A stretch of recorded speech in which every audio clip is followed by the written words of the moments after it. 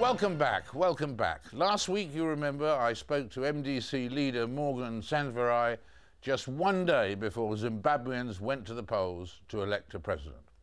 At the time, Morgan was pretty confident. I have no doubt that we will succeed. You will succeed in the first poll? Do you think you'll get over 50% in the first poll, or do you think you'll win on the second run? I don't believe that there is any basis for a second run. I believe the support we enjoy will assure us an immediate success without necessarily a runoff. Well, that prediction, I mean, he did very well, it would seem, but that prediction hasn't been fully justified as yet in terms of his optimism. But we're delighted to have with us now to explore this situation and find out the latest from Zimbabwe, Knox Chitiyo, who is from the RUSI think tank, the Royal United Services Institution think tank, if you didn't know that immediately. But now we do know that. And we're delighted to have you with us, Knox. Thank you, David. And what's the latest you hear today, on the phone, an hour ago, whatever, from Harare? We gather that obviously nobody at this second that we're talking wants to speak from Harare until the results are fully declared. And so that it's not a government curfew, it's a personal curfew of people not wanting to be caught out saying something just before the results. Basically, that is the situation, David. Everyone is on tenterhooks. They've had their Politburo meeting, but no one at the moment knows what has been decided on the future for the election. No one knows if it's going to be a runoff, if he's going to stand down, or what's going to happen. So we're all basically on hold, waiting to hear.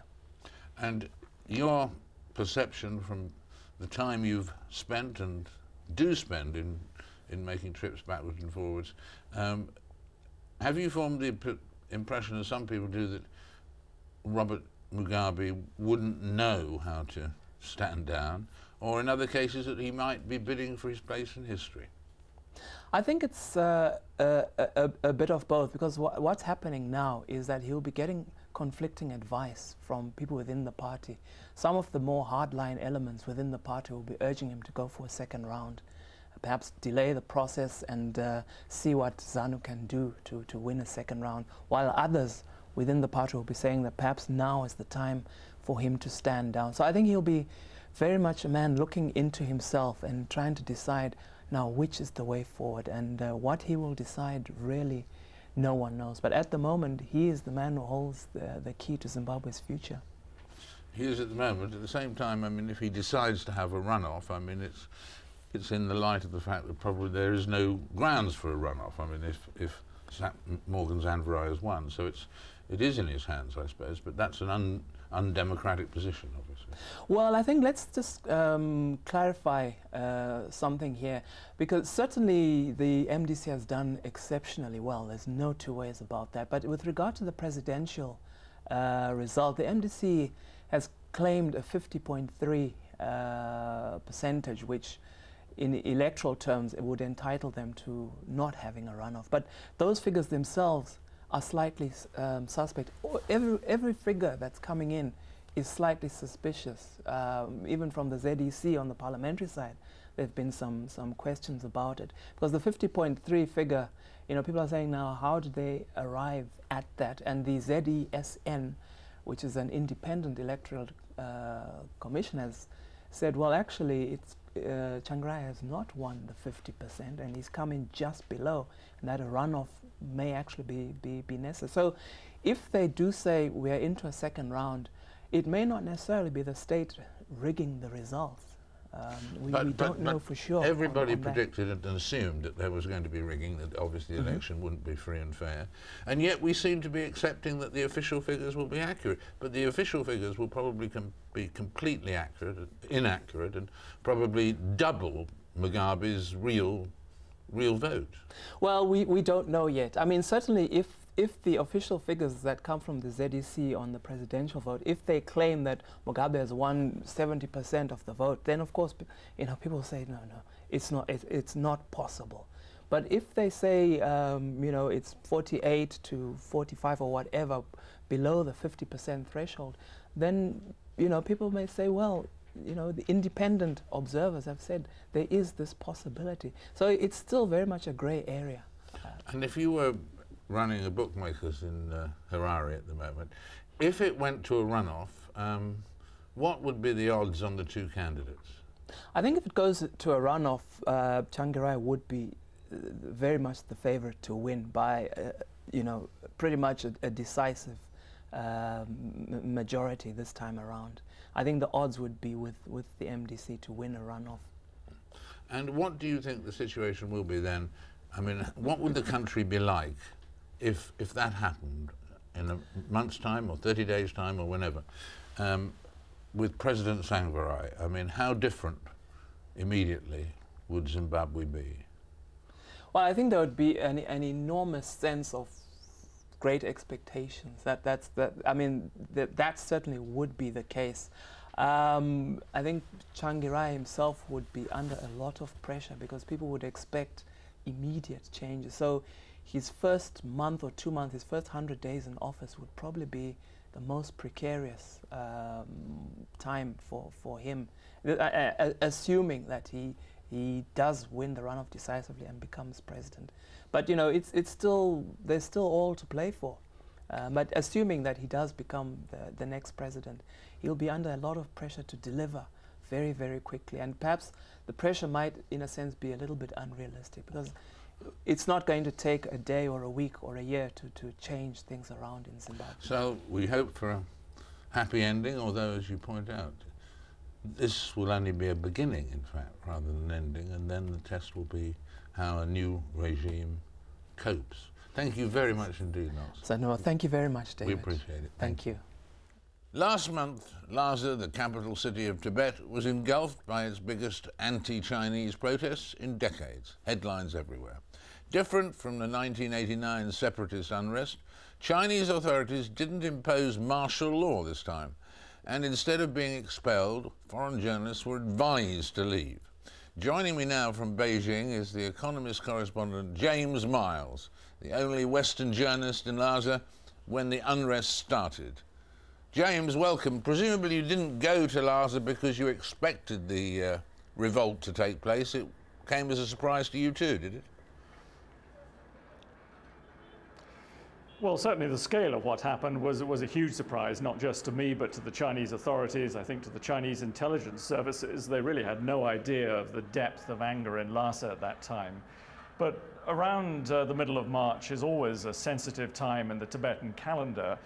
And I knew when I put in my application to go to Tibet that the starting date for this trip, March the 12th, was likely to be a very sensitive one. But remarkably, they agreed to let me in. This was my first ever official trip to Tibet in 15 years as a correspondent in China. So a very rare thing. They very seldom allow foreign correspondents to go there.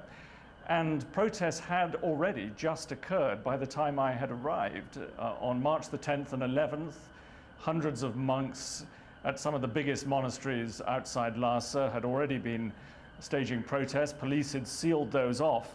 Nonetheless, the authorities agreed to let me carry on with my visit. And I think part of the driving force behind that was thoughts of the Olympics coming up here in Beijing in August and a desire to put on a more open face to the outside world. And what were the things that you saw at that time that the rest of the world was not permitted to see? What were those moments?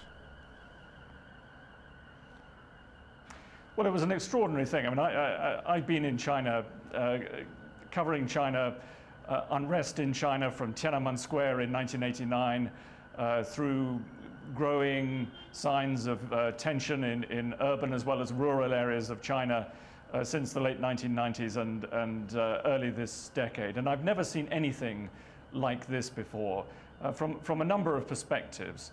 First of all, the scale and intensity of this. This consumed a very large area of the capital city of Tibet.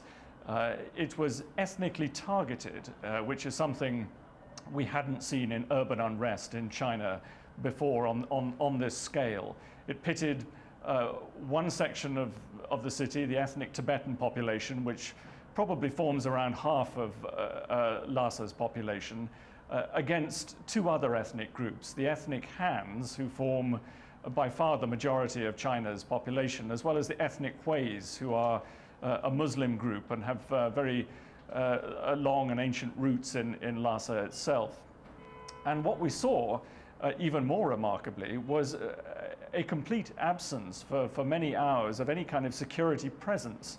So what I was seeing was people looting shops, dragging materials out of them, setting them on fire, throwing stones and bits of concrete at passing Han Chinese, engaging in wanton rioting and unrestrained without any police intervention until late in the evening, when we began to see for the first time some troops beginning to deploy along the main road, but not at that stage actually going into the narrow alleyways where the worst of the rioting had been taking place. So really it was a whole 24 hours, in other words, the middle of the next day, before we began to see the security forces with helmets, carrying rifles, moving through those tiny narrow alleyways of old Lhasa, firing the occasional shot.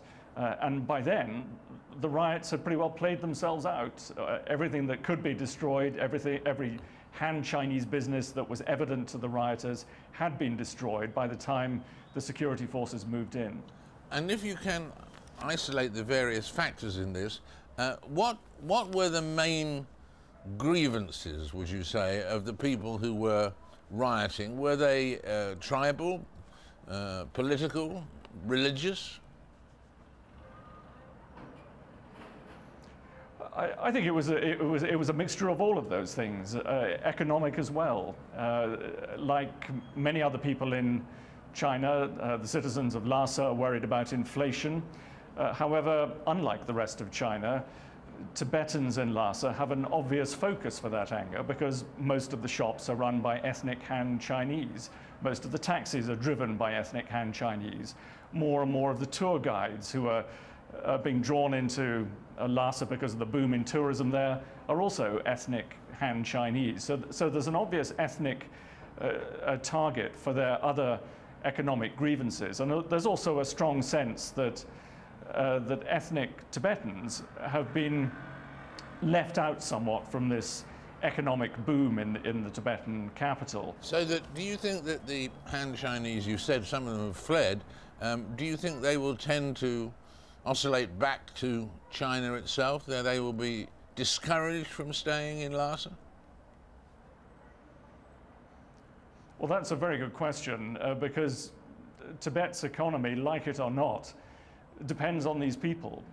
If they do flee, if the businessmen go, if the tourists don't come back, then Lhasa's economy, Tibet's economy generally, will suffer a very heavy blow. What we have seen going on in Lhasa recently, the tremendous pace of economic growth. I mean, believe it or not, in this remote part of China, economic growth in Tibet has actually been higher even than China's double-digit rates of growth. Incomes, both in urban and rural areas of Tibet, have been growing at double-digit rates.